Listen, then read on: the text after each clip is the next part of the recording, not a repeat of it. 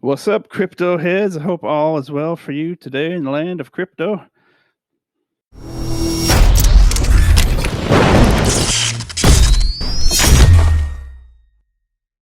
If you watch my videos, you know I talk about this chart for a long time. Bitcoin is more or less on a 3-year and 10-month cycle known as the halving cycles.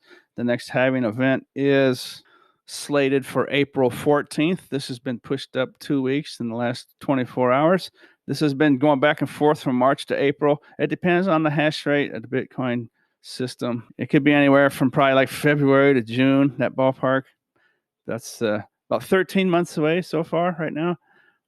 Hash rate must have sped up more or less 3 years and 10 months. You can just look at it like that. That would put us about right here, somewhere in this ballpark on this chart. Bitcoin has been following this. The bear winter still to come, still to come. You know, it's too early, right? The halving event's not for at least another year, probably.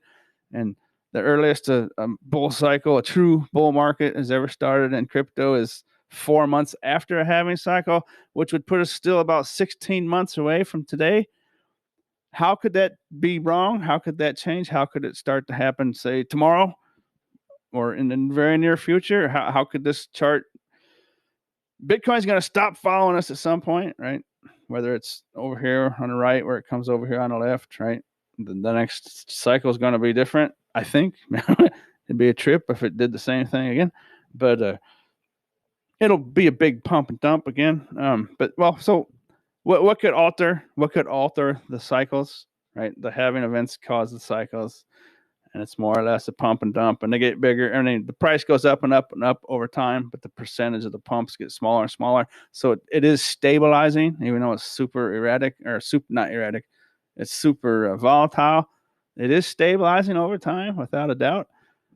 I expect the next pump to be like about 135,000. I think is where it'll top, but that could change, and this could change as well.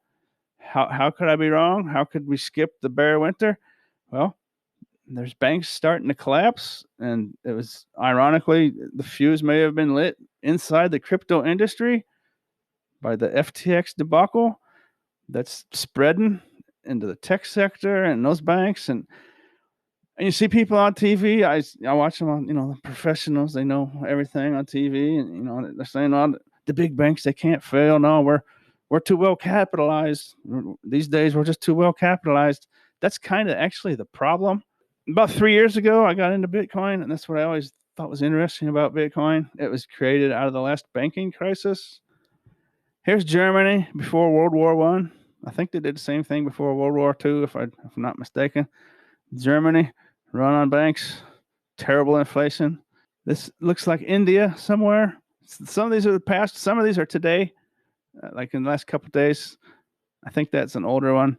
But there's just images, right, of images of what a run on a bank looks like. Can banks run out of money? Well, that's the thing. It's just one big Ponzi scheme on top of another Ponzi scheme. It's layers and layers of Ponzi schemes, right? And they're saying there can't be a problem these days. There won't be another crisis because we're too well capitalized. That's actually kind of the problem, right? That your money that you put in a bank is not in the bank, right? And it's not your money. If you have money in the bank, they can just keep it. They don't have to give it back to you. They don't. You might think that's not true, but it is true.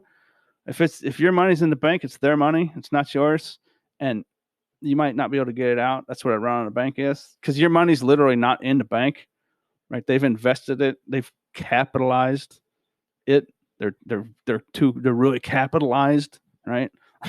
That's why they can't fail, because they're really well capitalized. That's actually why they can fail, because your money's not there. They've invested it, right? And it's got to the point where, why does anyone have their money in the bank to begin with? I mean, maybe for the big folks, there's benefits, but for the average person, that I've paid hundreds, if not thousands of dollars in fees over the last couple of decades by keeping my money in a bank. So I'm paying them to hold my money. Why have I ever been doing that? Right? They don't pay hardly any interest. Actually, my bank now does pay good interest, but it's an oddity, I believe. And then this Jerome Powell fella, I kind of feel bad for him. Either it's being done intentionally, or they're just literally incompetent, right? I'll let you choose. I don't know. he comes out and and they'll adjust the interest rate by zero point 0.2 points, right, or 0.5. It's ridiculous. It's just I don't got the words for it. I'm just gonna sit here and stutter. Here's Russia, modern day Russia, run on a bank. Not sure where that's at. I picked some countries out around the world, or some pictures out that I know are different. It's different countries around the world. The problem today is that our modern technology, the computers, they make it faster, right? A run on the bank, in old days, actually might be contained, kind of isolated. These days, because of the computer and the internet and the speed of which it can happen, it could just be a flash, right? I couldn't imagine if I had a bunch of money in a bank right now. I would have it out. I probably would have had it out in the last couple of years. Actually, I would buy physical gold, which brings me to a point I want to show you. It's boardsort.com if you want to go check it out. It's really interesting. So like a RAM chip, the memory in your computer that you can add a little RAM, the little gold with the little gold fingers. That's what they look like right there. Let's see if I can blow that. See that? Those guys, those are $22 a pound because there's little gold here, real gold. It's a bit of an alloy, so it has to be refined. But this boardsort.com is a refinery that you can just send it to them in a box and they'll pay you $22 a pound. I think it was at like $12, $13, $14 a pound when I started getting into it. I sent in a few shipments, and since then I've just been hoarding it, and it's went up basically 50% in the last 10 years, I think, give or take, that ballpark. That's not bad. I expect it to keep going up. It's not just gold; it's copper and silver and all that kind of stuff. And it does have to be refined, so it's a pain in the butt if you want to start smelting it yourself and that kind of stuff. But, oh, look at that, Pumpy! Shoot, too busy yapping. Okay, China. I do believe this is modern day. I could be incorrect. It's global now. This is 10 years ago, I think, that Northern Rock one. And let's just keep on going down. Where's this one? That looks like in Europe somewhere, 30s, 40s. Yeah, let's keep on going. Millbury Savings Bank. That looks like the 1930s United States. If your community went down to your local bank and all wanted the money back, it's not there. It's called a Ponzi scheme. That's the definition of a Ponzi scheme. Whether you want to believe it or not, that's what it is. Your money is not in the bank. We'll get down to some FDIC pictures here in a little bit. This is just food for thought. I'm not saying this is going to happen, but I'm saying if it does happen, that could jerk Bitcoin into a bull market that goes against the grain of its previous cycles. If I could click on the right link, there we go. How's a bank going to happen? Banks short of liquidity because they're too well capitalized. The reason, like, I've been watching them all day on TV, right? We're too well capitalized today for there to be a problem. But that's what this is right here. This is how it starts. Banks are really well capitalized. That means they don't have cash in the bank. If people show up and want their cash, they can only give it to like the first 10% to walk in the door. Get wind of it, right? We've had 3 crashes like in the last week, right? It's basically FTX debacle, scam, bankrupt, fraud guy. He may have lit the fuse, whether it was on purpose or not. Savers remove deposits because they caught wind of the rumors of the banks are short of liquidity because they're really well capitalized. The reason they're given for there not to be a problem is the problem. It's by definition a Ponzi scheme, right? You put your money in and they take it out. And the next people that come in behind you, they deposit their money, right? And they keep a little bit in there. And if you want your money, they'll give you a little bit, right? But if everyone wants it at the same time, it's simply not there, right? It's like Social Security. I'm probably the first generation that's not going to see a cent of that. I'm 52. That's going to be about right. Get in the mid 60s. It's just not there. They got about 10 years left on Social Security. Right? It's a Ponzi scheme. My generation's been putting money into it their whole life, and we're probably not going to get any of it back ever. It's because it's a Ponzi scheme, right? Our entire economy, they just print money, just keep printing and printing and printing, and they sell the debt.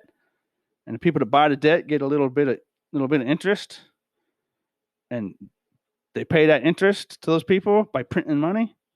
It's literally not. It's literally a Ponzi scheme on top of a Ponzi scheme on top of a Ponzi scheme on top of a Ponzi, and it all works really, really well until the public loses faith and shows up at the bank and wants the money, and they're told it's not there, and then it spreads and it spreads and it spreads, and it looks like the Great Depression era there until confidence fails. Right? It's faith. It's a faith system. If we believe it, if we believe in the dollar, if we believe in the money and the fiat currency, then it works really good. But if we lose faith, it's just a massive crisis and it's a disaster, right? The banks are short of liquidity. I've been watching them say it all day long on TV. They're saying we're too well capitalized. Because they're saying they're invested in stuff. In other words, your cash is not in the bank. That's the problem. That's short of liquidity because they're really well capitalized, right? They've invested in stuff. And if you show up tomorrow and want your money, it's not there. Yours is, but if you go with 10 friends and those 10 friends bring 10 friends, that's right. It just gets worse and worse. You remove it, your neighbors remove it, the city removes it, and then we find out that only like 10% of the cash is actually there. Confidence fails. It gets worse and worse. More want to remove savings. Banks are really well capitalized, so their savings is not there. So everyone removes what's there, and it just keeps failing. It's failing. That's a run on the bank. Now you might hear FDIC. Well, no, I'm okay because there's an insurance up to $250,000. It's insurance. I'm guaranteed that I'll get my money back if the banks fail. If there's a run on the banks, the government will give me up to $250,000, or depending on what the rules are at the bank. $250,000 FDIC insurance. If you got that much in the bank, then it's a guarantee. They'll pay it back to you no matter what. That's a lie. That's not true. Just go Google it. This video is going to get too long. Go Google it. It's another Ponzi scheme. That money is literally not there. For the first people to show up, yeah. Right? Around on the bank, so you'll get your money. The first people to show up. And that's how it just catches fire, right? Just gets worse and worse and worse. And then the next step would be FDIC insurance. Yeah, no, that's a lie too. It's just another layer of Ponzi. Your money is safe in an FDIC insured bank. That's a lie. Simply not true. The FDIC insurance fund doesn't have anywhere near enough money to insure what they say they insure. It's a lie. It's a Ponzi scheme. And no one will notice. And that's how Ponzi schemes happen. You always hear about the criminals that go to jail because they run a Ponzi scheme. They may be well-intentioned, or they might just not, they might be doing it intentionally or unintentionally. It doesn't matter. They may make a mistake early on, and then it just gets worse and worse and worse. And then finally, they're just a full-fledged idiot, right? And they know what they're doing. That's what this is, That's the same thing. It's a Ponzi scheme. Ponzi schemes work really great until what happens? People lose faith, right? They lose faith and they want their money, and the money's not there. Does it sound familiar? That's how those guys go to jail for running Ponzi schemes. That's what our economy is, and it works fine. It's a well-oiled machine until what?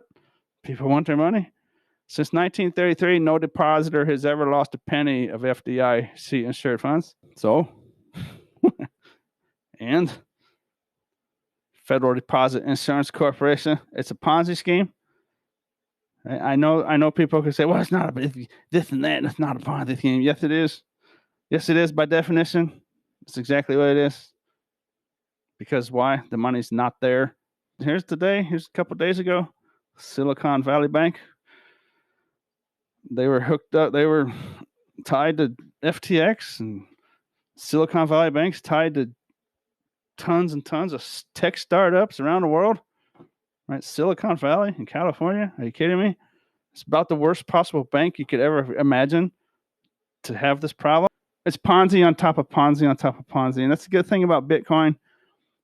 Bitcoin can never be the answer because it's basically the reverse of a Ponzi scheme. It's good for now, but in the future, all the people like me and you who actually buy some Bitcoin these days, those would be like the 1% super wealthy in the world, right? And then Bitcoin's a capped supply, and that's actually a terrible thing to have. I mean, it's a great asset, right? It's a great asset.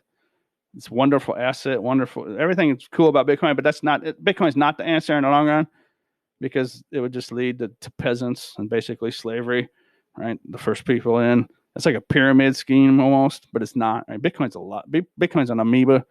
It's tons of different things. It's actually wonderful, but as far as a currency, in the end, it would create a bunch of really super rich people, and then basically a big level of peasants.